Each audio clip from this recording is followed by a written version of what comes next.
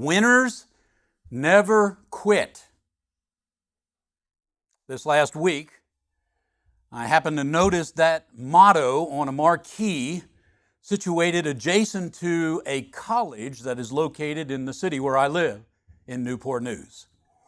Well, it caught my attention, and then it kind of captivated my interest. So what do, Tanya? You go home and you Google it.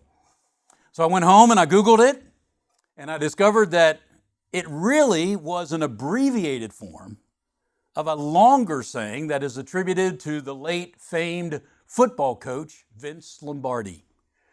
The complete quote goes this way: winners never quit, and quitters never win. Now, hearing who is responsible for coining that phrase, can you visualize mentally, as I can you appreciate a coach passionately offering such an inspirational notion to his or her team, maybe on the sideline or during a game, or maybe in the locker room during halftime? Winners never quit, and quitters never win. But I thought about it, and I was contemplating the message of that adage, trying to analyze it a bit. And maybe you agree with me. That motto really sets forth a basic principle that would ring true in many areas of our lives. What I'm saying is that saying, winners never quit and quitters never win, I really think that would have many applications, including a spiritual application. And if I'm honest with you, I believe that is why it did capture my attention and my interest. You see, the two fundamental concepts comprising that motto are at the very heart of our fourth and final answer that we submitted last week, that would likely have been given by Jeremiah to the question, Jeremiah, what ignited, what fueled that burning fire that you said kept you from quitting? Now, before identifying those two fundamental concepts in the saying and their connection to our fourth major point up there, permit me please very quickly to offer a brief review of our current series and what it is that we're trying to accomplish here. And to do that, I have to invite you back to Jeremiah chapter 20, where Jeremiah is going to talk about this burning fire. And so again, we've been reading verses 7 through 9 because the first two verses set forth how that Jeremiah was going through a period of discouragement, disheartenment, even despair and despondency. And that all was because of the response he was getting from his preaching the message that God had given him to preach. Remember, he was God's appointed prophet, spokesman. And here he is faithfully declaring that message, and seemingly, ostensibly, everyone was rejecting it, resisting it. And they were reproaching Jeremiah as the one who is responsible for the message. They were despising him. Verse 10 talks about how that they were defaming him. They were claiming, or even his previous friends were claiming, that they wanted to catch him somehow so that they would prevail against him. They would take their revenge on him. Well, you can understand why Jeremiah might have been having these moments of second thought with regards to this work that God had called upon him to do. And so listen to him, verse 7. "O Lord, you have deceived me, and I was deceived. You are stronger than I. You have prevailed. I'm in derision daily. Everyone mocks me. For since I spake, I cried out. I cried violence and spoil, and because the word of the Lord, it was made a reproach unto me and a derision daily." So what does he entertain doing? Verse 9, then I said, I will not make mention of him, nor speak any more in his name. Jeremiah is contemplating quitting. But then, immediately after that, verse 9, but his word was in mine heart as a burning fire, shut up in my bones, and I was weary with forbearing, and I could not stay. I couldn't contain it. And so I have suggested, brethren, that we might be able to glean some valuable lessons here from Jeremiah if we could better understand what were some of those things that ignited and fueled this burning fire that Jeremiah said kept him from quitting. Because I think all of us recognize that we as Christians, we need perseverance, we need endurance, we need steadfastness. Maybe sometimes we have been, like Jeremiah, so discouraged, so disappointed, so despondent because of people's reactions to us, or maybe their response to our message to them. And maybe we have thought, like Jeremiah, I'm done with this. I'm quitting. So Jeremiah, what kept you from quitting? We suggested that possible answers given by Jeremiah would have been, what was the power and the penetration of the Word of God? That's what fueled that fire. Or it was a passion that I had for the work of God. That's what kept it burning. Or maybe the presence of His worthy God. That was the encouragement that he needed to keep him from quitting.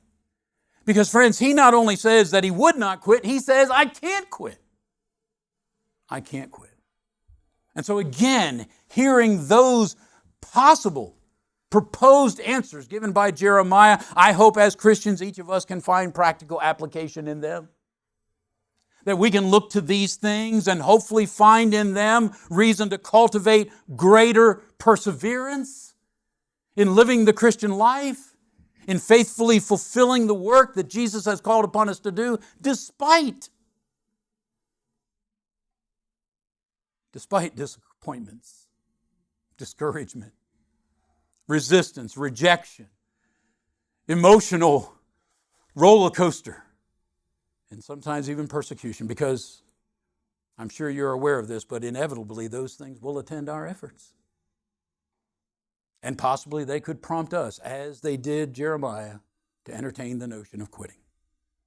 So again, last week we introduced our final answer that we submitted likely factored into Jeremiah's refusing to quit, and that is because of the promise of winning by his God. Now hopefully, just hearing the major point, hopefully it is rather apparent as to why that motto that I saw on the marquee would have struck a chord.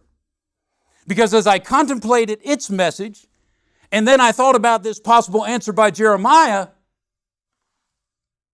how can you not see the parallel? Winners never quit. What does that speak to? It speaks to those who will win, those who will ultimately be victorious, being characterized by a refusal to quit. That is, those who win, those who are victorious, they persevere to the end. Winners, victors, those who are triumphant, they endure whatever challenges, whatever discouragements, whatever trials, hurdles, whatever they might stand between them and the ultimate victory, they're going to overcome. They're going to overcome. And so when you look at that motto, winners never quit, what are the two fundamental concepts? Winning and persevering. Winning and not quitting. And friends, those are the very components that factor into this fourth answer. See, God's promise that Jeremiah, his prophet, will ultimately win. He will prevail, as he'll talk about here in a moment. That, no doubt, was instrumental in his refusing to quit. That promised victory, that promise of winning, I believe empowered Jeremiah to persevere, endure, choose not to quit, despite the current very difficult circumstances that he was undergoing. Now, the other half of that motto, Harold, that's not our primary point, but I think it's worthy of consideration. The other half of the motto, winners never quit and quitters never win, I think that also would have proven motivational in Jeremiah's refusing to quit. If I quit, I'm not going to win. I'm not going to prevail. That's what kept him from quitting, for choosing to continue his divinely appointed work as God's prophet, because he understood quitters, they never win. Never win. In fact, I don't want to make too much of it, but when God was calling Jeremiah to the prophetic office back in Jeremiah chapter 1 and verse 17, listen to what he said. Verse 17, "Thou therefore gird up your loins and arise, speak unto them all that I command thee." Listen to it. "Be not dismayed at their faces, lest I confound thee before them." It sounds like God was telling Jeremiah, if you do quit, if you allow their threats, if you allow fear to keep you from speaking, there'll be some consequences, Jeremiah. There'll be some consequences. I'll confound you. All right, so let's quickly kind of make some progress from where we left off last week. But the promise of winning by his God. Again, go to Jeremiah chapter 20. Because there in verse 13, we now hear the once distraught, downhearted, despondent prophet of God, Jeremiah, breaking forth in jubilant praise and song. Look at verse 13. "Sing unto the Lord, praise ye the Lord." Why, Jeremiah? "For he, the Lord, hath delivered the soul of the poor from the hand of evildoers." As I noted last week, that translation there in the King James Version, the poor, other translations have the needy ones. The needy one. Jeremiah would have been among those. He was among the needy ones. He was the one who was suffering at the hands of the evildoers. And Jeremiah now found reason to sing, to praise his God. Again, Jeremiah's circumstances presently had not changed. He's still suffering. He's still discouraged because of the disinterest, the disobedience, even the afflictions that were being brought upon him, even physical persecutions earlier in the chapter. But something has changed. See, maybe earlier he thought they were going to hold true to what they said. Back up in verse 10, he said, his enemies were saying, "Peradventure Jeremiah will be enticed and we shall prevail against him." Prevail, win, we'll overcome. So maybe Jeremiah had heard the enemies boast, "We're going to win, Jeremiah." But now something has changed. Jeremiah has a new perspective, a new outlook that apparently has taken his eyes off the present circumstances to what? The promise that God had given to him of winning. Of winning.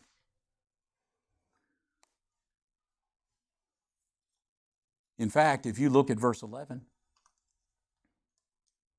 he says, "But the Lord is with me as a mighty terrible one. Therefore my persecutors shall stumble and they shall not prevail." They're not going to win. See, Jeremiah's perspective has changed. And what was it that brought on this renewed sense of hope? It was God's promise. God's promise to Jeremiah. You're going to win, Jeremiah. If you stay with me, if you persevere, if you don't quit, you're going to win. You're going to be ultimately, you're going to win. You're going to prevail, not the enemies. And so Jeremiah found reason to rejoice, even to worship in song. Why? Because he knew that in the end, he had to look ahead, but in the end, victory and triumph is being assured to him by his God. Notice what he says, "He, the Lord, hath delivered the soul of the needy ones from the hand of evildoers." So friends, surely this new perspective derived from the promise of winning by his God, friends, surely we can appreciate that had to play a role in fueling this burning fire of perseverance. Here was a critical part of Jeremiah's answer as to why he didn't give up. Why? Because my God has promised that we win. We win. And so that confident hope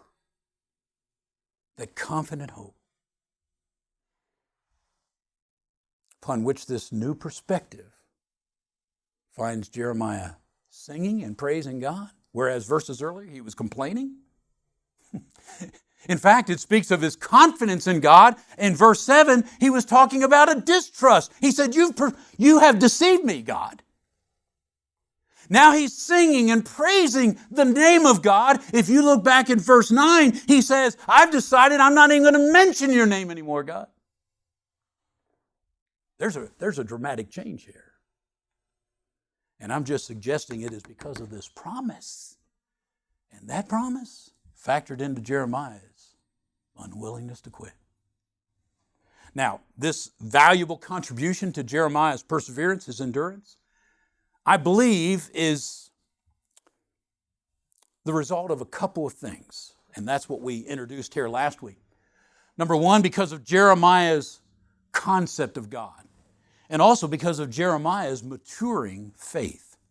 Last week, and notice I just worded these differently to hopefully help you in your remembering them. But Jeremiah's knowing God, and that knowledge of God by Jeremiah seems to be constantly developing.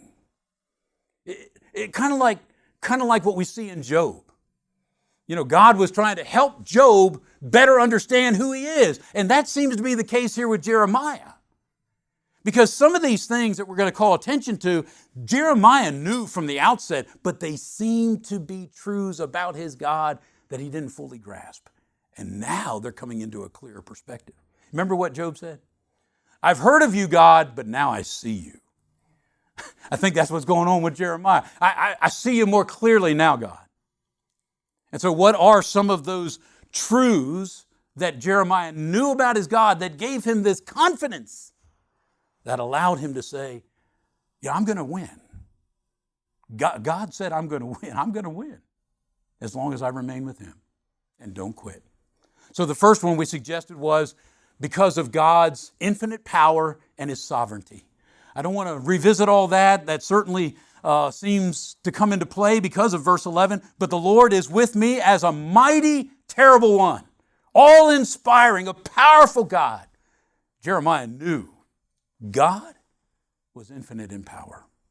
Back over in chapter 10, we read last week because Jeremiah there heard God tell him or have him preach to the people, why would you ever go to the impotent gods, idols that you have been worshiping? Why would you go to them when I am the God of infinite power? I've created all of this. Why would you ever exchange me for them? And friends, when you have an infinite God, you know what you have? You have a sovereign God. That means he rules over everything because of the right of creation. It is his by right of creation, and therefore he rules. He governs over all of it. And again, Jeremiah was taught that by an object lesson when God told him to go down to the potter's house and watch that potter work, because he said, I'm like that potter. I can take that lump of clay and I can make it whatever I choose to make it.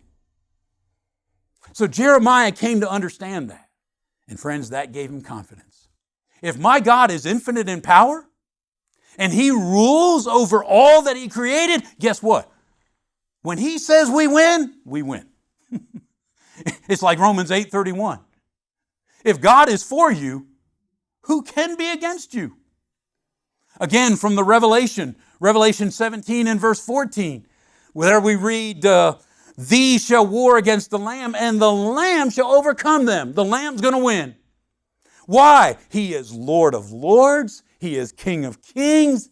And they also shall overcome that are with him, called and chosen and faithful. Friends, God's going to win because he's infinite in power, and that means he's sovereign. And if you want to win, You got to be on his side. But then secondly, I believe as much as is humanly possible, Jeremiah was coming to better understand God's omniscience. God's omniscience. Now, again, we don't have a lot that we need to say about this because I hope you remember our previous series was on God's all-seeing eye. And that had to do, we were talking about and extolling God's omnipresence and God's omniscience. God is everywhere all the time, and that means he sees and knows everything that can be seen or known. And that's our God. And we said we can't theologically understand it and grasp it and comprehend of such a being. How can there be one being who can know every thought of nearly 8 billion people on the earth before they were ever thinking? We struggle with that, but that's our God. And Jeremiah came to understand that about his God. And you remember one of the practical responses that should come from our knowing that God is omnipresent, omniscient? Confidence. Confidence. And that's what we're talking about here. What fueled this confidence in Jeremiah that said, if God promised it, it's true. It's true. Well, it's because Jeremiah came to understand God's omnipresence, his omniscience. In fact, a couple of chapters later, in Jeremiah chapter 23, God is going to have Jeremiah go to the false prophets, and he's going to have them say this to them. Am I a God at hand, saith the Lord, and not a God afar off? Can any hide himself in secret places that I shall not see him, saith the Lord? Do not I fill heaven and earth, saith the Lord? See, this was a challenge by God to the false prophets who were preaching that what Jeremiah said is not true. There's peace. The Babylonians are not going to come in. We're not going to be taken away for 70 years, maybe at the most 2 years. But God says, do you think I don't see you? Do you think I don't know when you're telling others that you had a dream by me and you didn't? You don't think I know that? I'm omnipresent. I'm omniscient. I see it all. So Jeremiah knew this about his God. And I hope we do. I hope we do. I want to quickly, and I know our time is fleeting away, but I want you to turn over to Isaiah quickly if you have your Bibles. Look at Isaiah quickly, Isaiah chapter 46. Isaiah chapter 46. Because God here, through Isaiah, is going to similarly emphasize this unique ability that their God has, this omniscience, and try to convince them, like Jeremiah, or God was in Jeremiah's day, why would you exchange me for idols? That's what he's doing over here in Isaiah. Isaiah chapter 46, for instance, look at verse 8. Remember this and show yourselves men. Bring it again to mind, O ye transgressors. Remember the former things of old. For I am God, and there is none else. I am God, and there is none like me. What makes God unique? Listen to it. Declaring the end from the beginning, and from ancient times the things that are not yet done, saying, my counsel shall stand, and I will do all of my pleasure. God gives them this ability that he has to predict the future, to speak of the end from the beginning. Why? Because he's omniscient. And he challenges them. Can you find another God like that? You find another God that can declare the end from the beginning? And then he's going to talk about what Cyrus is going to do. Friends, Cyrus won't be born for another 150 years. He won't even be born. God's calling him by name and telling him what he's going to do. Who can do that? Only God. Now, friends, if Isaiah and Jeremiah were to convince his people by saying, look at what God has done before. Look at the promises he has made years, thousands of years before, and now has fulfilled them. How much more for us? How much more for us? Think of all the promises, for instance, that pertain to the Messiah that they didn't see fulfilled, but we have seen them. Friends, that speaks to this ability that God has. Uniquely, he's omniscient. He knows the end from the beginning. So translate that into confidence. If God knows the end from the beginning, when He pronounces the end before it comes, you need to believe that. And so remember what the book of Revelation is all about? We win. We win. And if God says we win, guess what? We win. He knew that. He knows that before the end comes because He's omniscient. However, Jeremiah seems to be now making a personal application to this omniscience. Again, I'm sure he understood that God is omniscient because that is what gave him the ability to be able to foretell what was going to happen to the people by God's predictive prophecies, depending on what choices they make, what they choose to do. Jeremiah was able to do that. Why? Because God was telling him the end from the beginning. But it does appear he's trying to make a personal application of that now, which suggests to me that he's growing in his knowledge of this attribute of his God. So look at it back in chapter 20. Look again, Jeremiah chapter 20. Notice what he says in verse 12. But, O Lord of hosts, that triest the righteous and seest the reins of the heart, let me see thy vengeance on them, for unto thee have I opened my cause. You see what he speaks of God? God, I know you see the secrets of the heart. I know you see that. You know my heart, and you know my enemies' hearts. And what is his appeal? His appeal is that you will bring vengeance on them. You will vindicate me. They're telling me I'm lying. They're persecuting me because they think I'm pronouncing a message that isn't true. You know that, God, and you can bring vengeance on them. If you back up to chapter, I think it's 11, it's interesting there. Jeremiah is almost going to quote in Jeremiah 20 and verse 12 what he says here in Jeremiah 11 and verse 20. But listen to what he says in connection with it. Again, Jeremiah 11 and verse 18, and the Lord hath given me knowledge of it. I know it.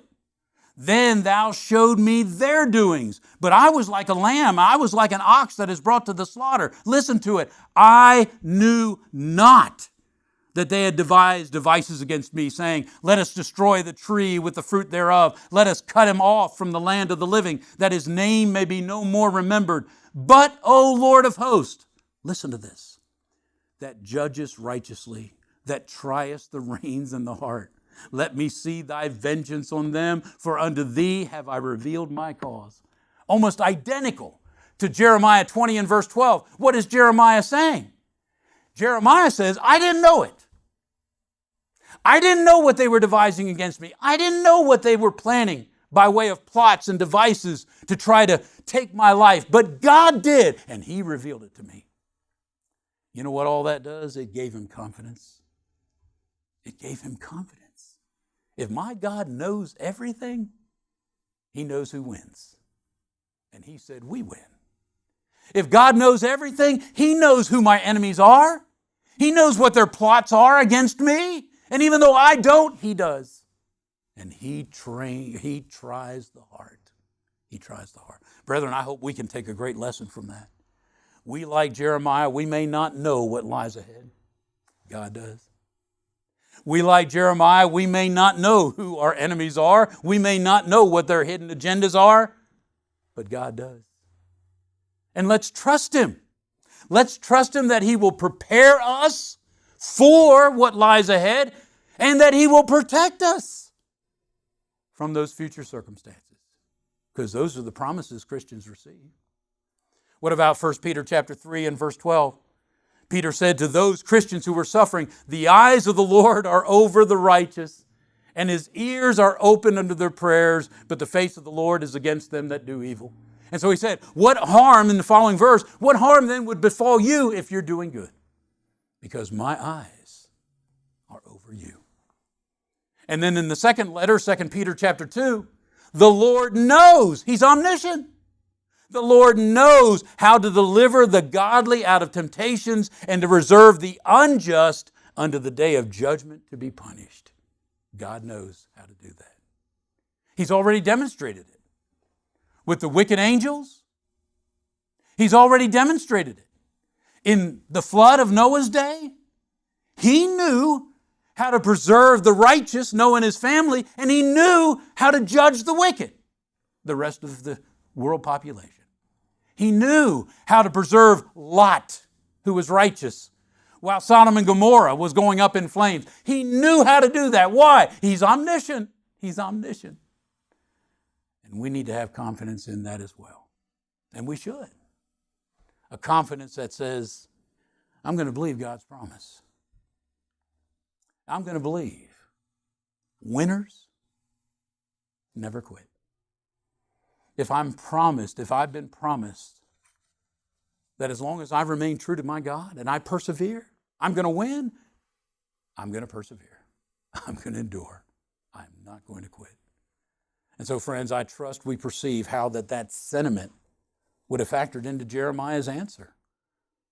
What was it, Jeremiah, that ignited and fueled that burning fire that kept you from quitting? It was my confidence in God's promise. Also, I trust that we readily recognize how that same sentiment should captivate our hearts as Christians. Because we also, friends, should have confidence in God's promise of ultimate victory. But remember, winners never quit. And so we have to persevere. We have to be steadfast. We have to endure regardless of the challenge so that we would never quit. We would never give up.